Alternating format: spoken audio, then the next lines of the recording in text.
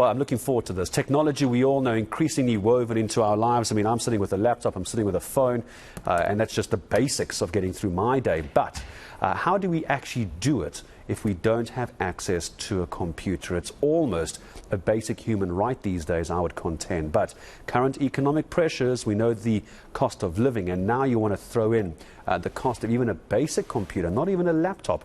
It could just be a basic computer.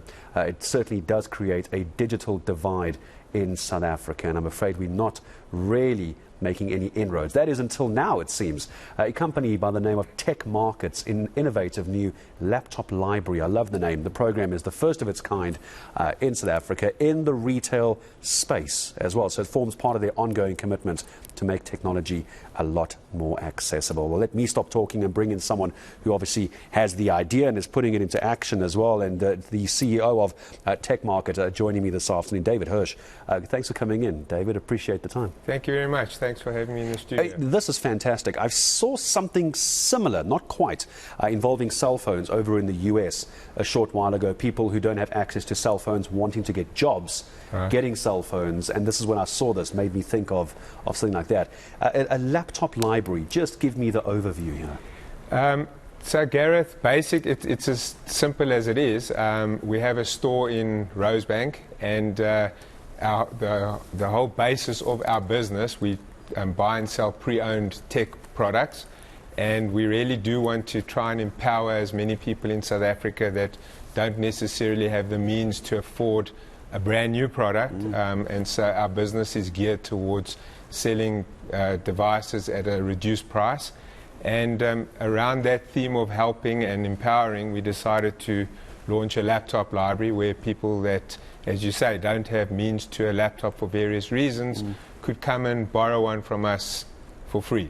Wow. So when you say borrow, I don't imagine it's leaving the store, or does it? Or do they just use it there? Or give me, how does it actually work? So they absolutely can leave the store. That is the intention. It's not we're not an internet library. Internet cafe was the word I was looking for. That's what I was looking for as well. Cafe. So the process is very simple. You come into the store, we need your ID, proof of residence, you pay a 500 Rand deposit. You can then take the laptop out for a week, and when you bring it back, we will refund you your 500 Rand. And hopefully in that time you've done something useful with it. It could be for academics, it could be for someone who needs to get some homework done, send out CVs. I mean, the options are endless. And this is why I want to get a sense from you. Where did the idea come from? Where were you when you thought, you know what, there's a desperate need here, I can do something about this?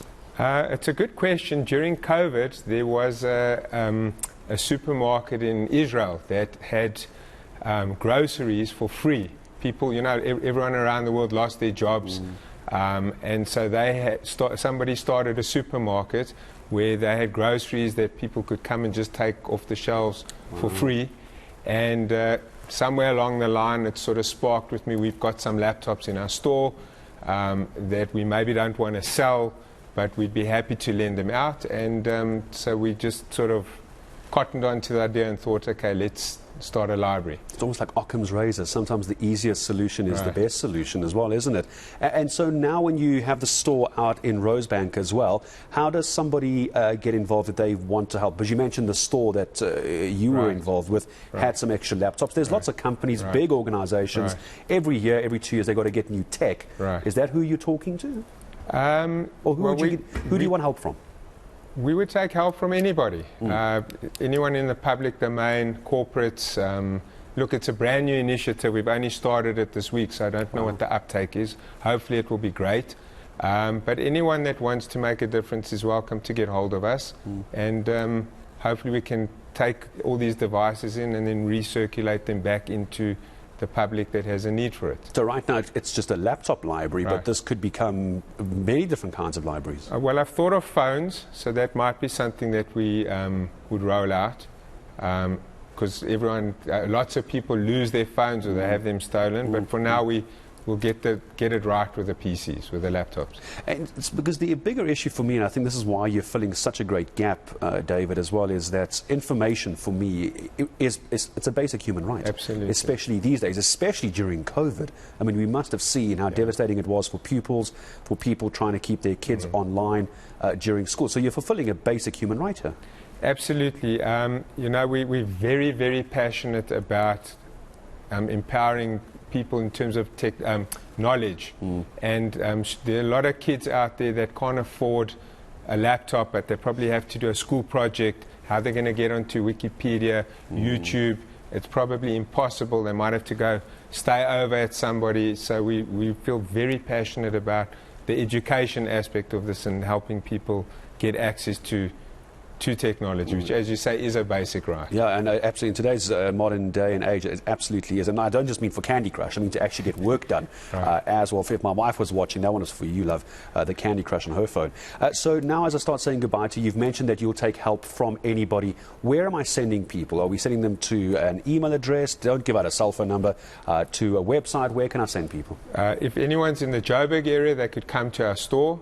In the Rosebank Mall. We also do trade-in, so we actually buy devices, so people don't have to just come and donate something. If they've got an older laptop, they can donate it. If they've got a decent laptop, we would purchase it from them.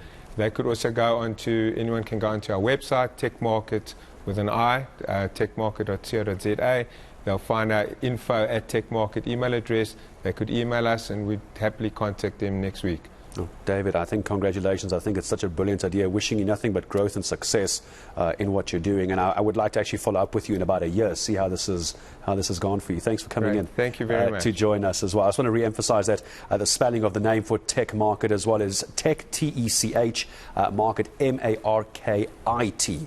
In case you want to look at that one word, TechMarkit, and there was their CEO, David Hirsch. And it's to the larger corporates as well. I see you. I know that every couple of years you have to write off your old technology as well. You get the tax rebates, you get to get the new fancy technology for your office. Just remember something like the laptop library by TechMarkit's David Hirsch. Don't forget them. A lot of people could use what you think is no longer useful for you.